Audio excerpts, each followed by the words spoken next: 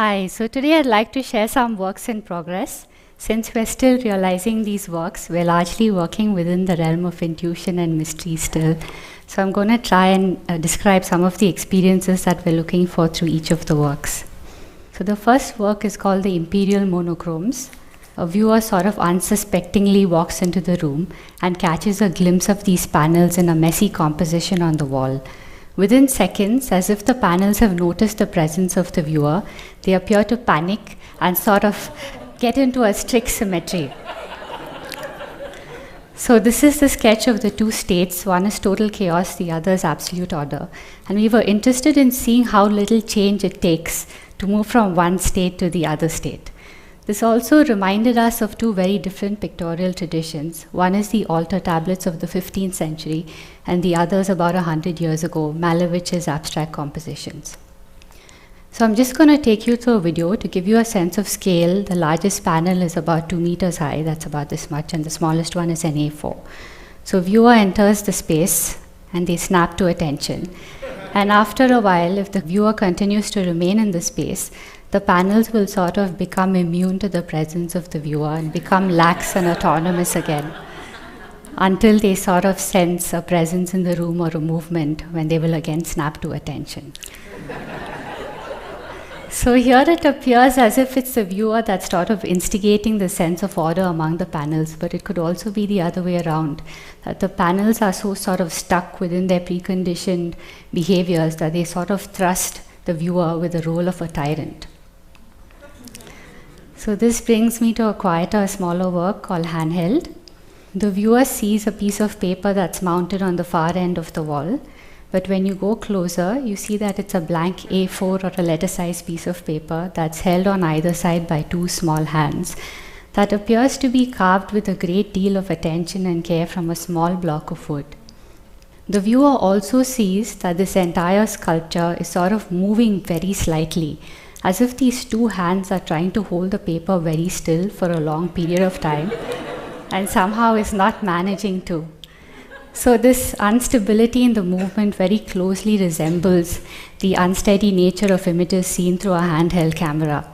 So here I'm going to show you two random clips. One is through a still camera and the other is through a handheld camera. And you immediately see how the unsteady nature of the video suggests the presence of an observer and a subjective point of view. So we've just removed the camera and transferred that movement onto the panel. So here's a video. You have to imagine the other hand. It's not there yet. But to us, we're sort of trying to evoke a self-effacing gesture, as if there's a little person sort of with outstretched arms behind this enormous piece of paper that's sort of lying considerable amount of strain to be at the service of the observer and present this piece of paper very delicately to the viewer in front of it. The next work is the decoy. This is a cardboard model. So the object is about as tall as I am. It has a rounded body, 2 arms, and a very tall head-like antenna. And its sole purpose is to attract attention towards itself. So when a viewer passes by, it sort of tilts from side to side and moves its arms more and more frantically as the person gets closer. So here is the first test scenario.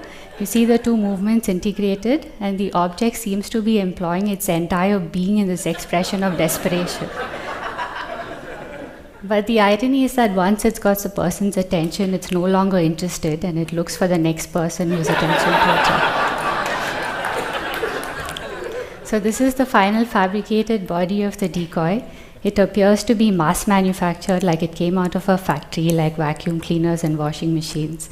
Because we are always working from a very personal space, we like how this consumer aesthetic sort of depersonalizes the object and gives us a bit of distance in its appearance at least.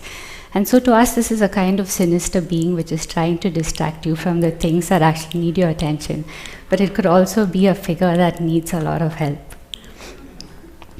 The next work is an object that's also a kind of sound instrument in the shape of an amphitheater that's scaled to the size of an audience as perceived from somebody from the stage. So from where I'm standing, each of you appears to be this big, and the audience sort of takes the entire field of my vision. Seated in this audience are 996 small figures. They're mechanically enabled to clap of their own free will. This means that each of them can decide if and when they want to clap, how hard, for how long, how they want to be influenced by those around them or influence others, and if they want to contribute to an ovation. So when the viewer steps in front of the audience, there will be a response. It could be a few claps or a strong applause, and then nothing happens until the viewer leaves the stage, and again the audience will respond. It could be anything from a few feeble claps from members in the audience, or it could be a very loud ovation. So to us, I think we're really looking as an audience as its own object or its own organism that's also got a sort of musical-like quality to it, an instrument. So the viewer can play it by eliciting quite complex and very nuanced musical or sound patterns, but cannot really provoke the audience into any particular kind of response. So there's a sense of judgment and capriciousness and uneasiness involved. It also has an alluring and trap-like quality to it. So here, if you see, we're quite excited about the image of the head splitting to form the two hands. So here's a small visual animation as if the two sides of the brain are sort of clashing against each other to kind of make sense of this duality and the tension.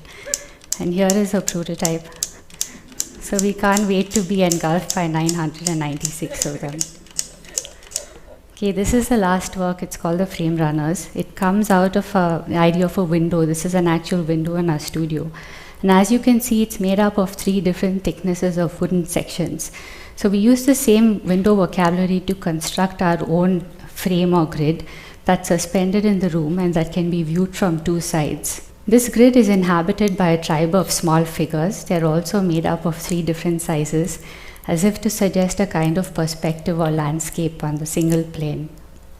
Each of these figures can also run backward and forward in the track and hide behind 2 adjacent tracks. So in contrast to this very tight grid, we wanted to give these figures a very comical and slapstick-like quality, like as if a puppeteer has taken them and physically animated them down the path. So we like the idea of these figures sort of skipping along, like they're oblivious and carefree and happy-go-lucky and content, until they sort of sense a movement from the viewer and they will hide behind the fastest wall. So to us, this work also presents its own contradiction. These figures are sort of entrapped within this very strong grid, which is like a prison, but also a fortress, because it allows them to be oblivious and naive and carefree and quite sort of oblivious of the external world. So all these real-life qualities that I talk about are sort of translated to a very specific technical configuration, and we were very lucky to collaborate with ETH Zurich to develop the first prototype. So you see, they extracted the motion curves from our animations and created a vehicle that integrated the head bobbing movement and the back and forth movement. So it's really quite small. You can see it can like fit into the palm of my hand. So imagine our excitement when we saw it really working in the studio. Well, here it is.